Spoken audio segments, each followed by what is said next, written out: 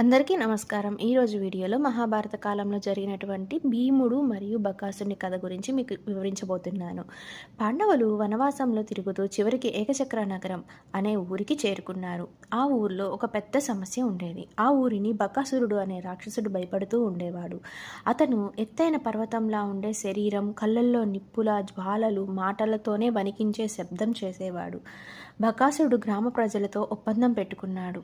ప్రతిరోజు ఒక పెద్ద బండి అన్నం, వంటకాలు, దహి, మాంసం తీసుకురావాలి. ఆ బండితో పాటు ఒక మనిషిని కూడా పంపాలి. అతను ఆ అన్నం తిని చివరగా ఆ మనిషిని కూడా తినేస్తాడు. ఈ భయంకరమైన నియమంతో గ్రామస్తులు భయంతో జీవిస్తూ ఉండేవాళ్ళు. ప్రతిరోజు ఒక్కో ఇంటి నుంచి ఒక్కొక్కరిని పంపేవారు. ఆ రోజు వంతు పాండవులు ఆశ్రయం తీసుకున్న బ్రాహ్మణ కుటుంబానికి వచ్చింది. అందులో పెద్ద మనిషి కన్నీళ్లతో కుటుంబాన్ని చూశాడు.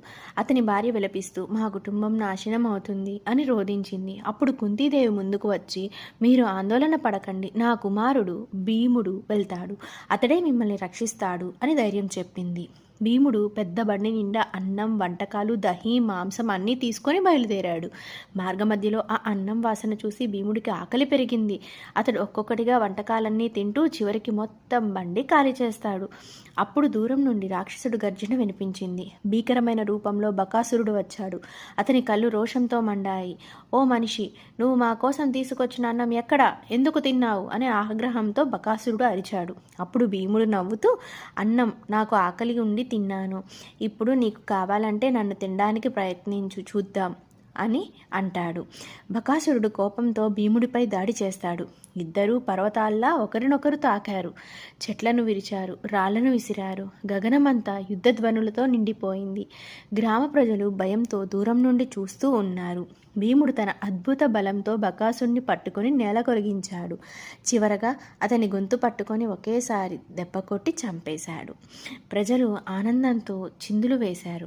బకాసురుడు చనిపోయిన తర్వాత ఏకచక్ర ప్రజలు ఆనందంతో భీముని పాదాల మీద వంగి నమస్కరించారు.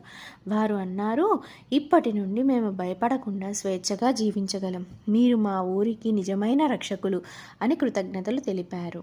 అలా భీముడు తన బలంతో, ధైర్యంతో బకాసురుని వధ చేసి ఏకచక్ర ప్రజలకు శాంతిని ఇచ్చాడు. చూశారు కదా, ఈరోజు మేము మీకు చెప్పిన ఈ పురాణ కథనం నచ్చిందని ఆశిస్తున్నాను.